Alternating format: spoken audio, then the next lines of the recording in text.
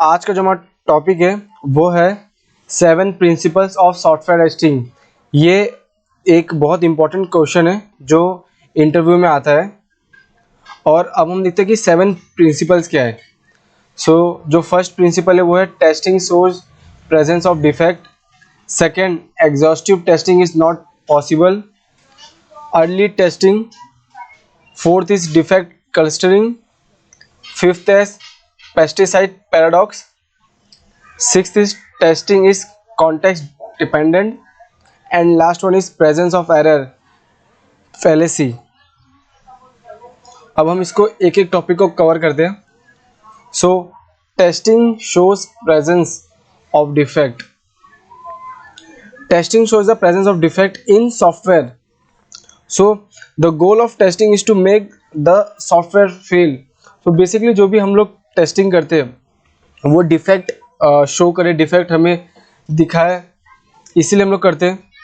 और हमारा टेस्टिंग का गोल क्या होता है कि जो हम लोग सॉफ्टवेयर है, जो हमें सॉफ्टवेयर दिया गया उसको हम लोग कितने तरीके से फेल कर सकते हैं, क्या क्या उसकी मॉड्यूल, क्या क्या फंक्शनल, क्या कितने अच्छे से फेल कर सकते हैं, हमें ये उसमें सर्च करना होता है। Sufficient testing reduce the presence of defect. So हम लोग जितना ज़्यादा टेस्टिंग करेंगे उससे क्या होगा, उसका उतना डिफेक्ट आएगा, उस सॉफ्टवेयर में डिफेक्ट आएगा, डेवलपर को देंगे, डेवलप रिजॉल्व करेगा। सो धीरे धीरे उस सॉफ्टवेयर का जो डिफेक्ट है वो रिड्यूस होते रहेगा। और in case tester are unable to find defect after repeating regression testing doesn't mean that the software is bug free. So हम लोग एज अ टेस्टर हम लोग कभी नहीं बोलते कि ये जो सॉफ्टवेयर है ये 100% बग फ्री है। हमेशा कुछ ना कुछ बग रह ही जाता है। हम लोग कभी नहीं बताते कि सॉफ्टवेयर इज 100% बग फ्री। और testing talk about the presence of defect and don't talk about the absence of defect. So tester हमेशा ही बोलता है कि हाँ डिफेक्ट हो सकते हैं, पॉसिबिलिटीज है। ये कभी नहीं बोलता कि एब्सेंस ऑफ डिफेक्ट, डिफेक्ट है ही नहीं, ऐसा बिल्कुल नहीं। सो यहाँ पे उन्होंने पहला टॉपिक कवर कर लिया है। अभी दूसरा है exhaustive testing is impossible. So exhaustive का मतलब क्या होता है, पहले हम लोग वो समझते हैं। Testing all the functionality using all valid and invalid inputs and pre conditions is also known as exhaustive testing. So हर एक फंक्शनलिटी को एक वैलिड और इनवैलिड सारे इनपुट से हमें टेस्ट करने का है, उसे ही कहते हैं एग्जॉस्टिव टेस्टिंग। इसका मैं कुछ आपको एग्जांपल देता हूँ। Assume we have to test an input field which will accept age between some लोग ऐसे एज का क्राइटेरिया दिया है। आपको मैं समझा रहा हूँ कि कैसे एग्जॉस्टिव टेस्टिंग इम्पॉसिबल है। समझ लो जैसे कोई एज बिटवीन हमें कोई एज फील्ड है, अगर हमें टेस्टिंग करना है 18 to 20 वो एक्सेप्ट करता है, तो हम लोग 18, 19, 20 ऐसे डाल के हम लोग उसका वैलिड डाल देंगे। 18, 19, 20 इनवैलिड हो गया 17, 21, ऐसे हम लोग चेक कर लेंगे थोड़े बहुत। पर यहाँ पे तो चलो ठीक है, हम लोग कर सकते हैं एग्जॉस्टिव टेस्टिंग। अभी अगर यहाँ पे नंबर रहेगा तो थोड़ा सा मुश्किल हो जाएगा। अगर एज 18 से लेके 100 तक, हमें हमारा जो वैलिड रेंज है वो 18 से लेके 100 तक है, तो हमें हर एक नंबर चेक करना पड़ेगा। 18, 19, 20 से लेके 99, 100, तो ये थोड़ा सा ज़्यादा हेक्टिक काम है।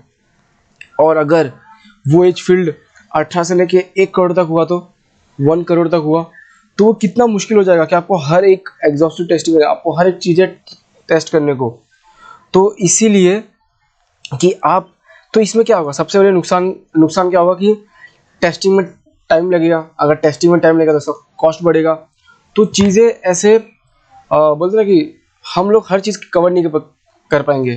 तो इसी सबको बोलते ना कि एग्जॉस्टिव टेस्टिंग जो समझ लो अगर एज फील्ड 18 to 1 करोड़ है, उसको रिजॉल्व करने के लिए ही बाउंड्री वैल्यू एनालिसिस आ गए, इक्विवेलेंस पार्टीशन आ गए। सो ये तो समझ गया ना।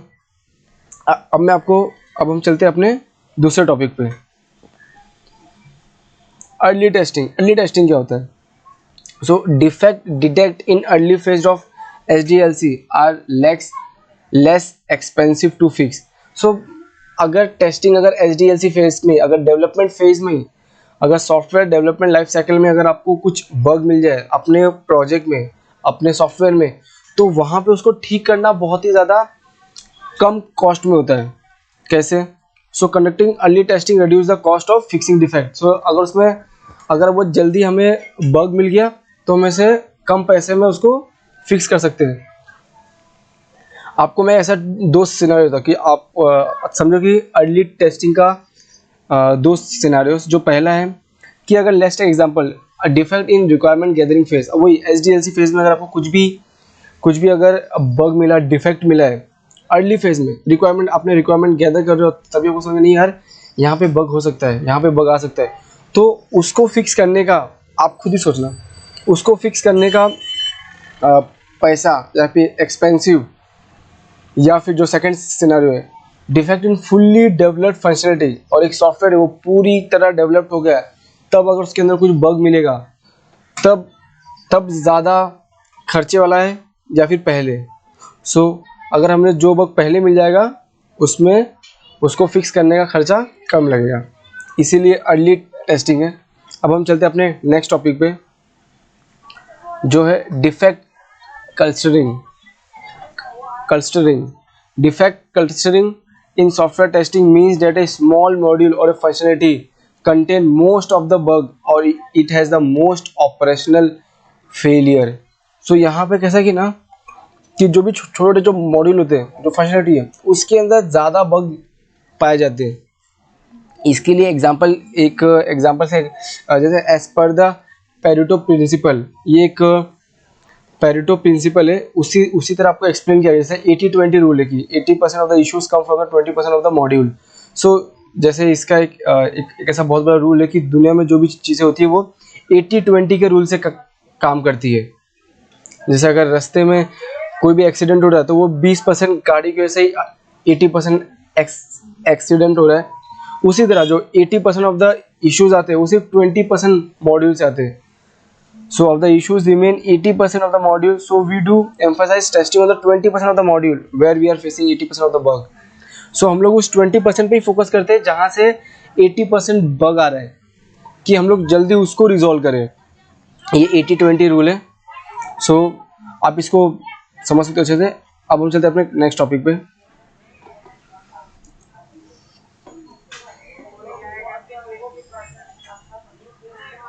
Pesticide paradox. So pesticide paradox क्या होता है? Pesticide paradox in software testing is the process of repeating the same test cases again and again. Eventually the same test case will no longer find new bug. So अगर हम लोग एक ही test case उसको बार बार run करेंगे तो हमें अभी कुछ न्यू बग ही नहीं मिलेंगे।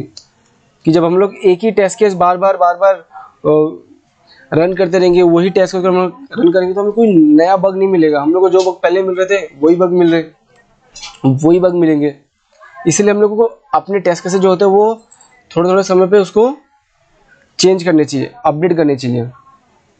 और so to overcome this pesticide paradox it is necessary to review the test cases regularly and add और update them to find more defect. So जैसे मैंने बोला कि अगर कुछ नए अगर आपको बग चाहिए तो आपको अपने टेस्ट केसेस को रिव्यू करना पड़ेगा रेगुलरली, उसमें कुछ ऐड करना पड़ेगा, अपडेट करना पड़ेगा, और जिसकी वजह से आपको नए डिफेक्ट मिलने के चांसेस बढ़ जाएंगे। अब हम चलते हैं अपने testing in context dependent. So यहाँ पे क्या होता है कि testing approach depend upon the context of the software we develop.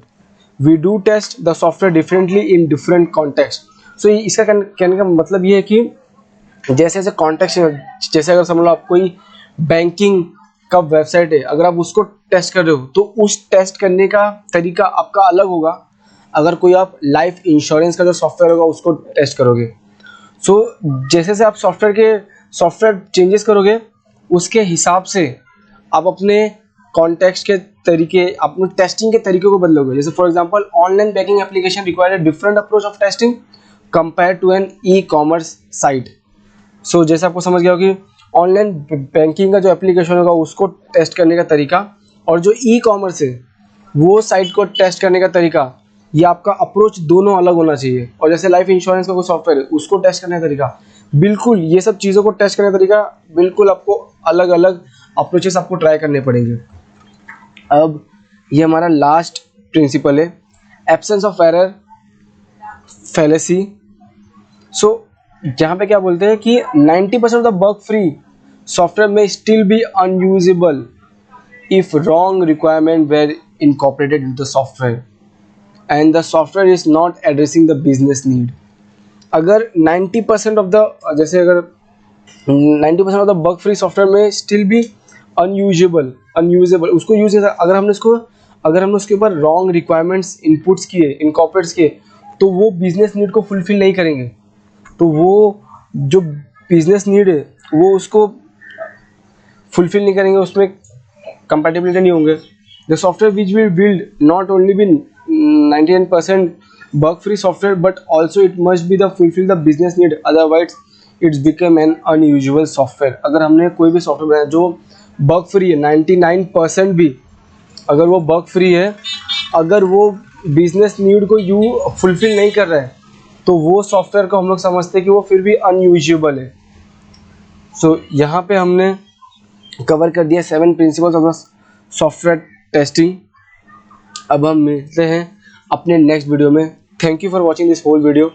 अब हम मिलते हैं अपने नेक्स्ट वीडियो में.